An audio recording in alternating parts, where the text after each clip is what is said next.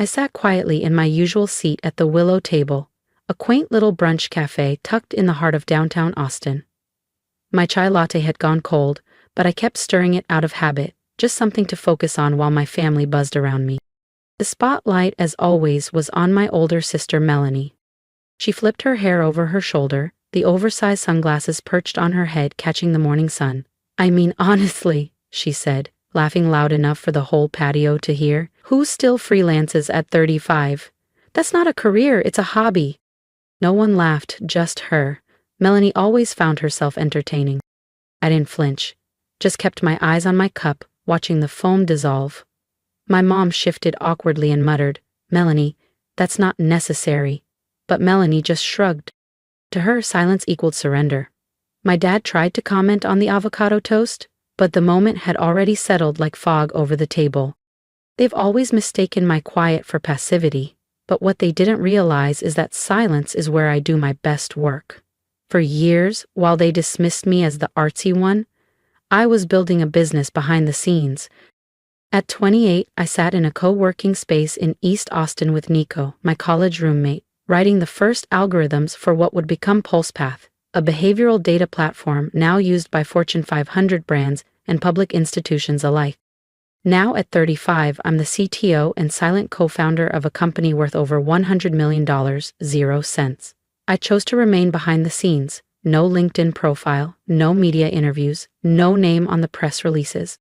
But my name does appear in the hiring database, and last week it showed up again on a resume submitted for an entry-level PR role, submitted by none other than Melanie Crawford. I looked up for the first time that morning just as Melanie smirked and said, "Honestly, I'm thinking of applying to this up-and-coming tech firm, something called PulsePath. I hear they're going places." I smiled, stirred my cup one last time. "They are," I said, "they really are." Then I looked back down, careful not to let the flicker of amusement in my eyes show. Melanie kept talking. "I already applied," she said with a casual wave of her mimosa. "If they bring me in, I'll whip their PR budget into shape faster than anyone in that place. And if they don't hire me," she shrugged, "their loss." I bit the inside of my cheek to stop myself from laughing. That line, so bold, so smug, was straight out of the script she used to throw at me every Thanksgiving. How I'd never amount to anything hiding behind a screen. How I was wasting my prime years chasing digital shadows. And now, she's walking straight into the empire I built in those same shadows. But I didn't say a word. I didn't need to. I'd learned that truth, when timed right, has its own volume. I still remember my 12th birthday. The candles were lit, everyone was halfway through the birthday song when Melanie burst in, waving a first-place cheer trophy. "Our superstar just won regionals," my mom beamed, pulling her into a proud hug. I stood behind my untouched cake, still smiling, but no one asked me to blow out the candles.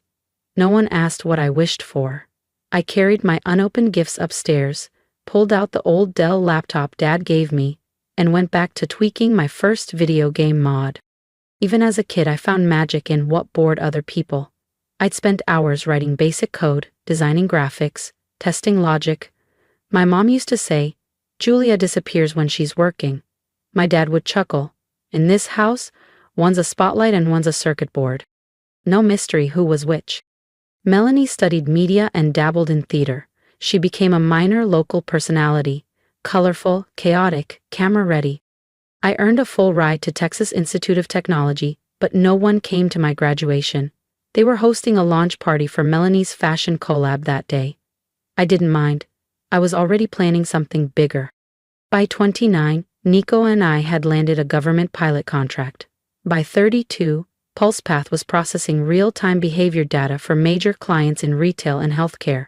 As of last quarter, we're worth over $100 million, 0 cents. I hold 48% ownership. And guess who's about to walk into the interview room next week? Melanie Crawford, PR hopeful. My older sister. Unaware that I'm the one who signs off on every single hire.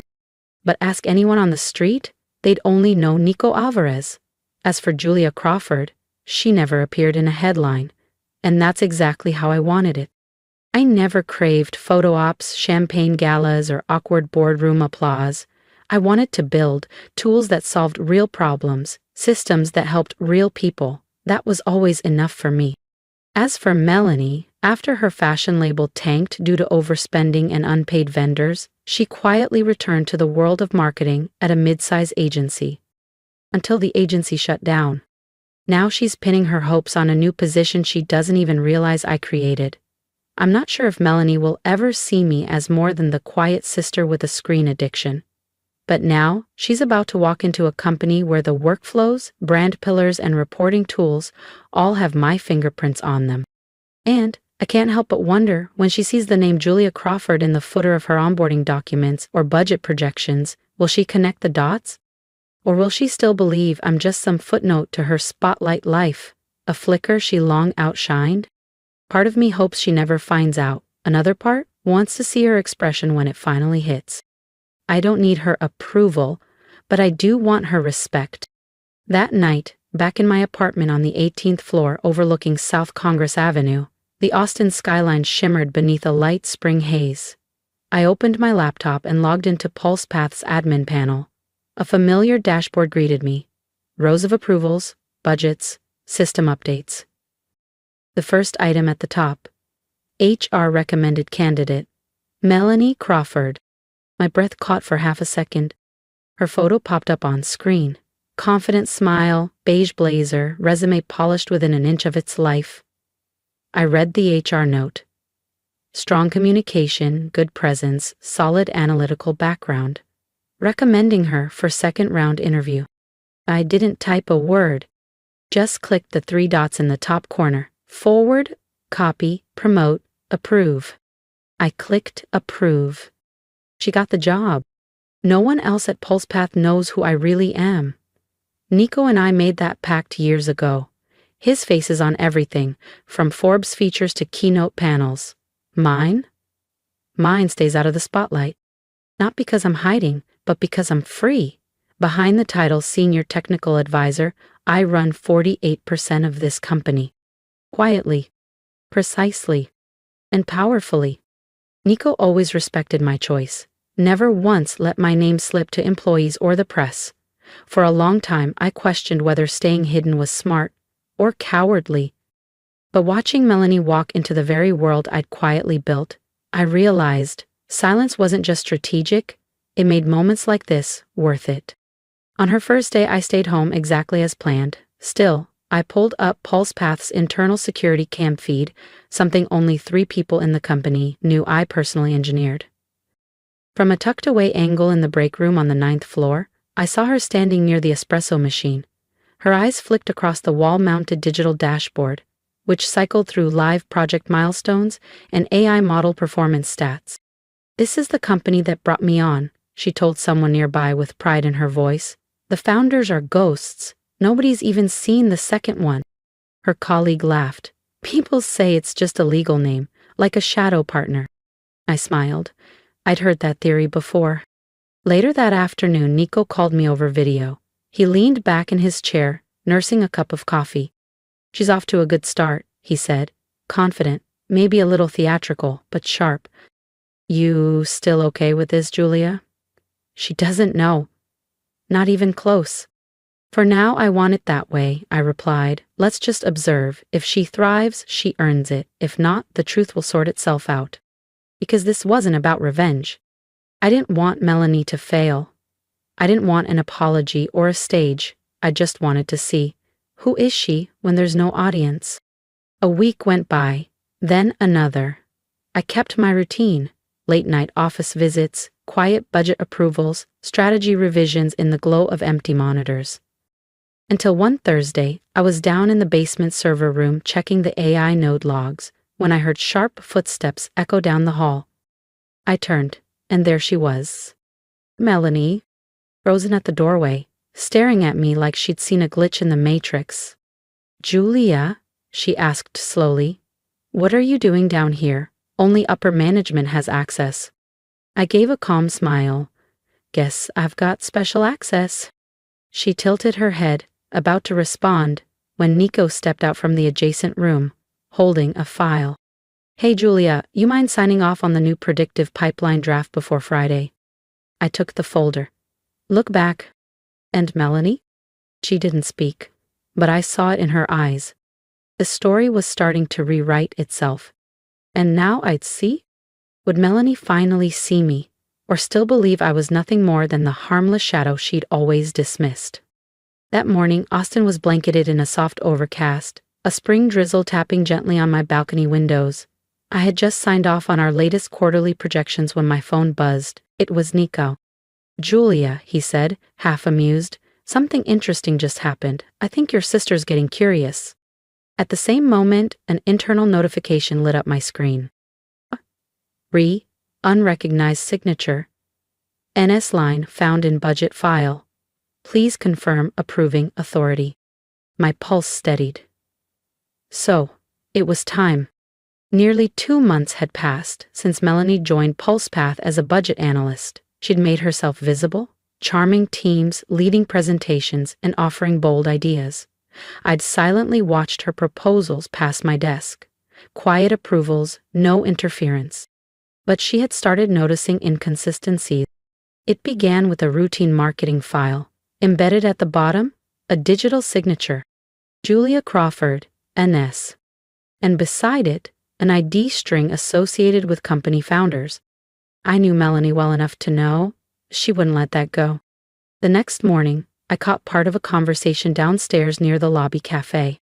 Who's this NS person anyway? A junior staffer whispered, like a ghost, always signing the top-tier stuff. Probably just a legal placeholder, Melanie replied with a dry smile. I don't trust names without faces. I tightened my grip on my coffee. Don't trust, she'd find out soon enough.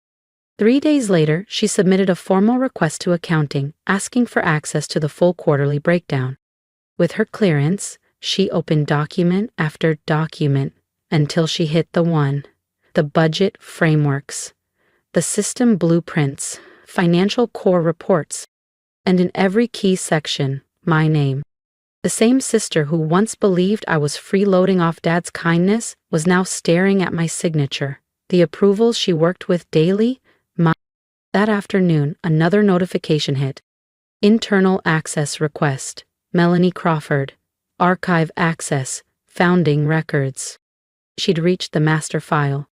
I pictured her alone in the dim light of her office, face lit by the soft glow of the screen, reading every word.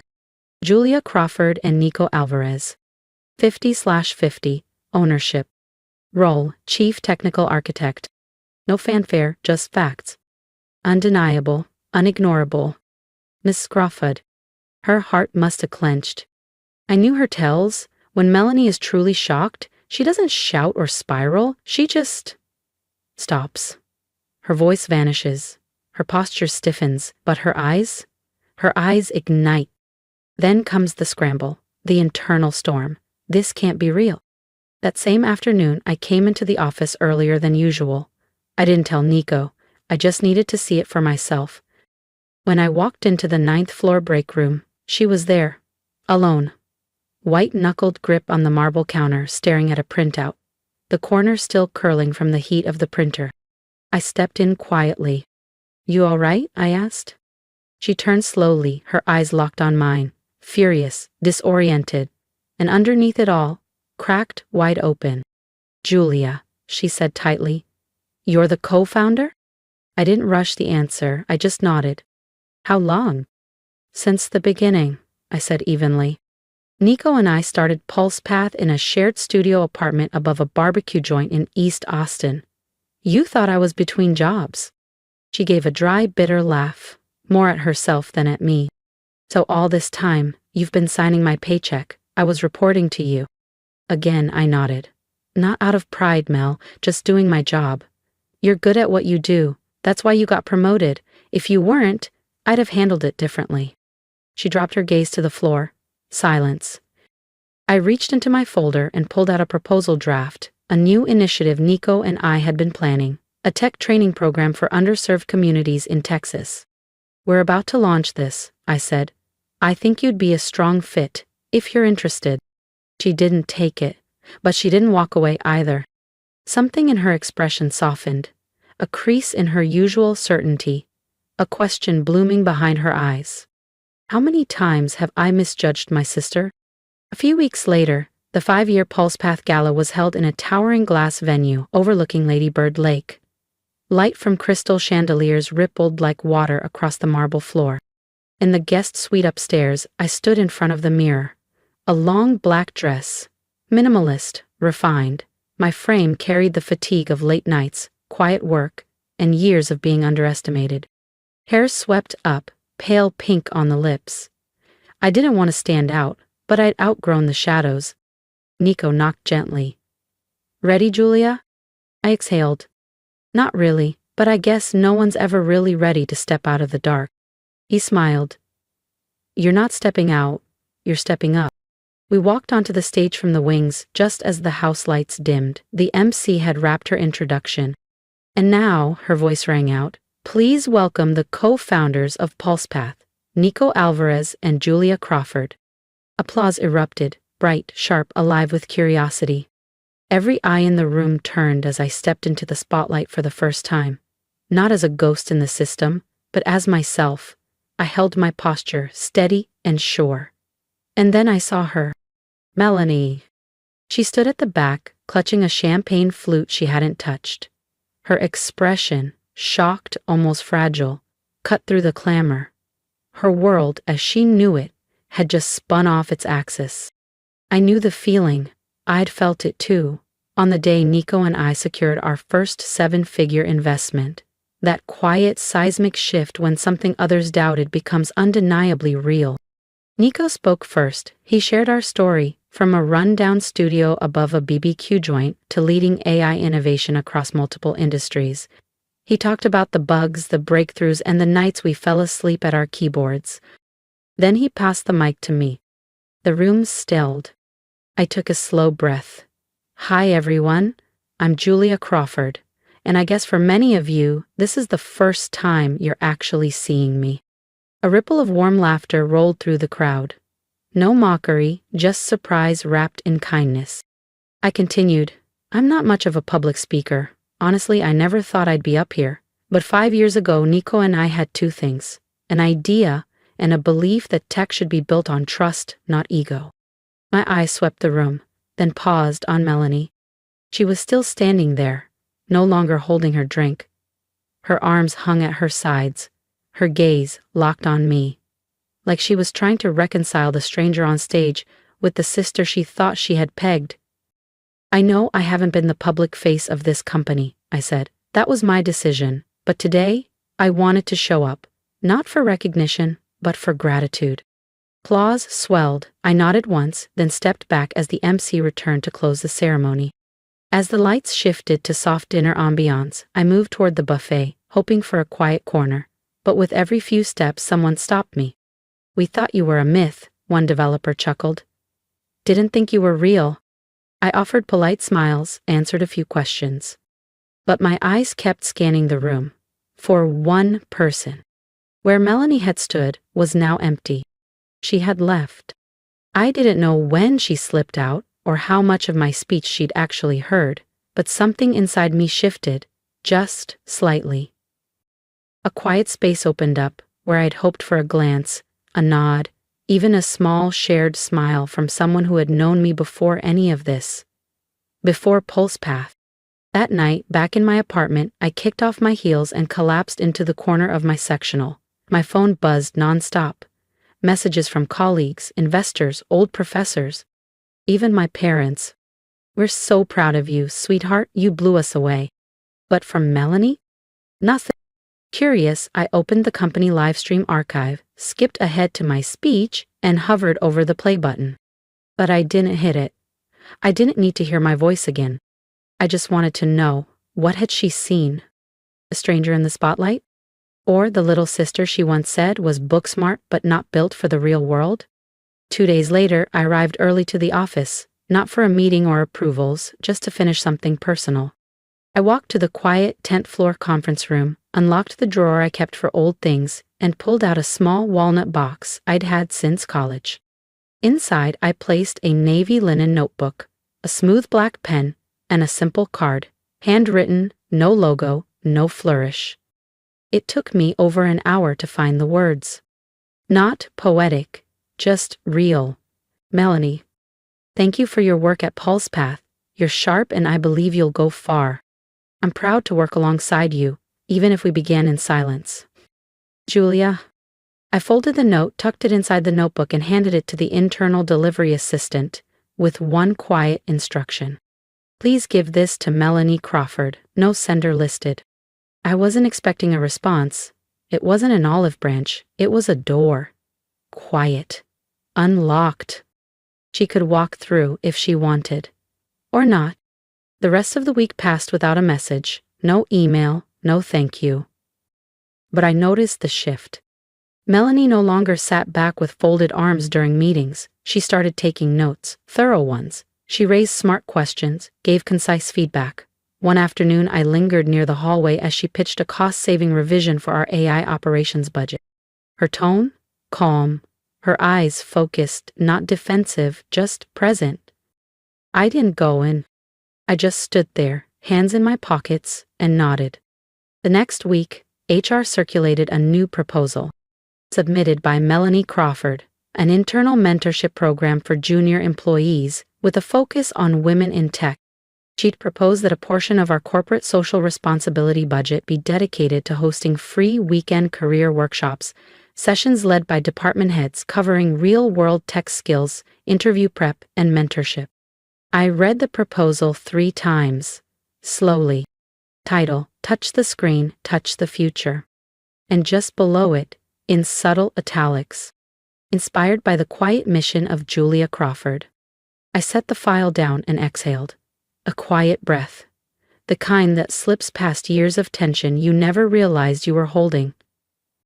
Later that afternoon, I stopped by the 9th floor pantry like I always did just before heading out. Melanie was there, pouring hot water into a glass teapot. When she turned and saw me, we both paused like two people meeting in a familiar space for the very first time. But this time, her gaze wasn't guarded. No walls, no edge. I was about to keep walking when she spoke, just above a whisper. The pen is beautiful and the notebook. I've started writing in it. I turned. I'm glad you liked it.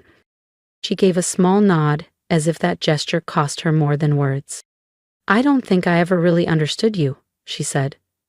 Or maybe I just never tried. I smiled, just enough to show I heard her, but said nothing. There's something I need to say, she continued. You didn't have to give me a chance, but you did. And not once did you use it to make me feel small. Her voice tightened, but didn't waver.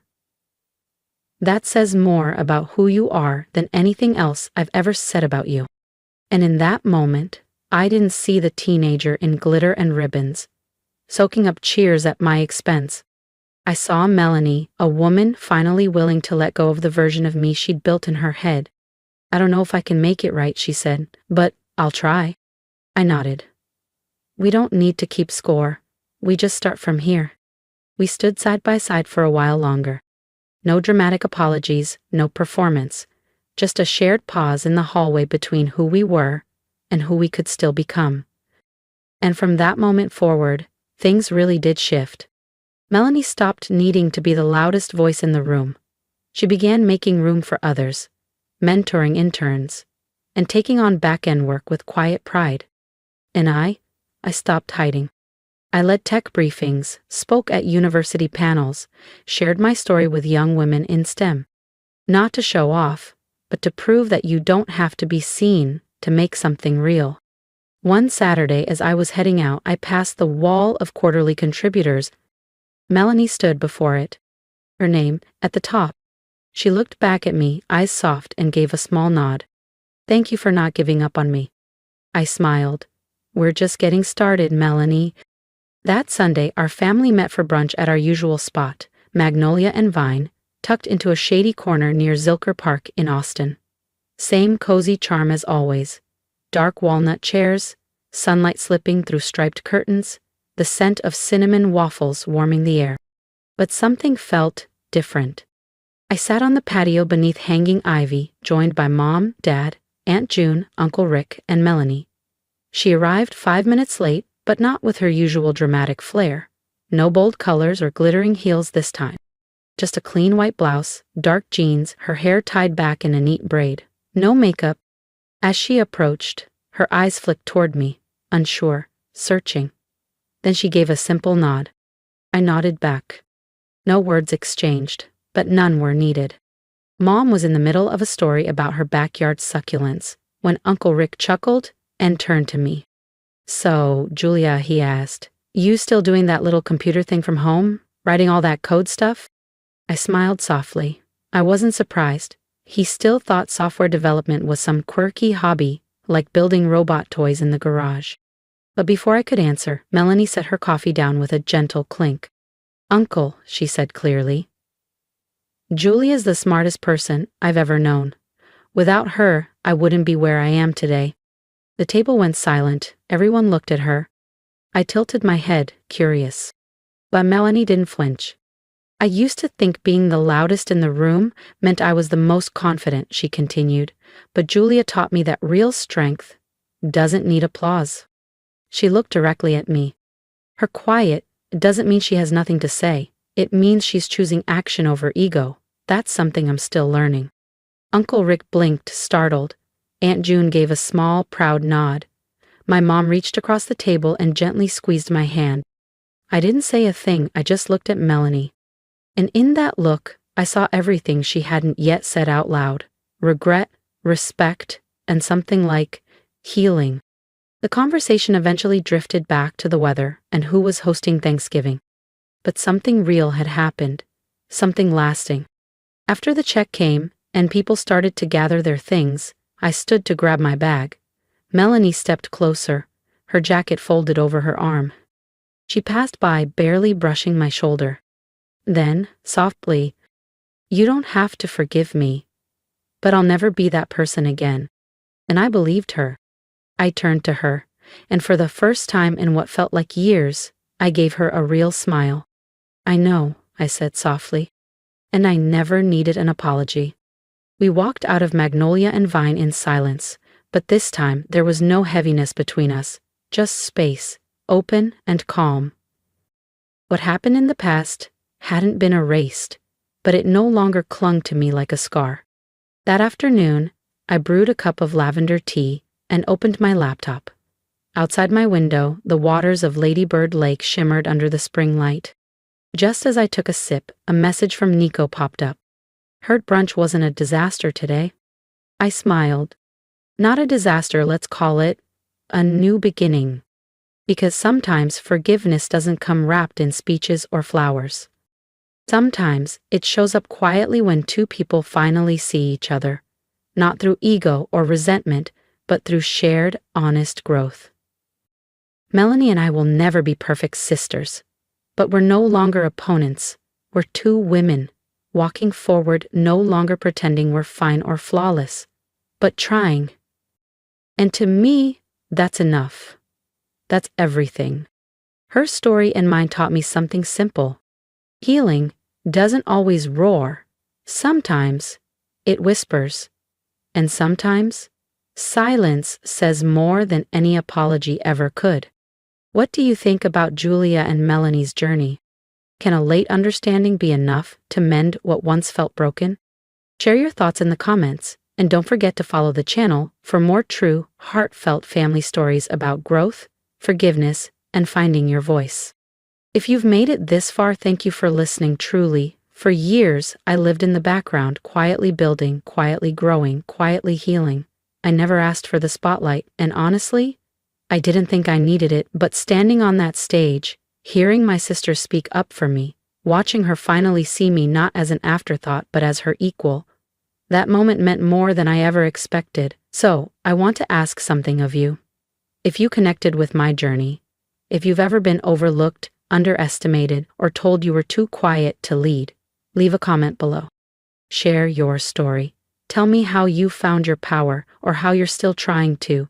And if you're someone who's made mistakes in how you've treated someone, someone who stayed silent but never gave up, maybe now's the time to reach out. Growth doesn't always start with the right words. Sometimes it just takes presence, a nod, a door left open. For anyone watching who's struggling with family tension, Remember this.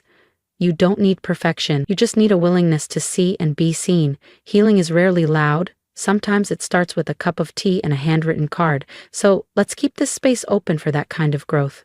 Let's lift up the quiet builders, the late bloomers, the ones still finding their way. I'd love to hear your reflections. Drop a comment, subscribe for more stories like this. And if this one spoke to you, share it, because maybe someone else out there needs to know they're not alone in the quiet. And that being seen, it doesn't always come from shouting. Sometimes it comes from showing up again and again until your truth is impossible to ignore.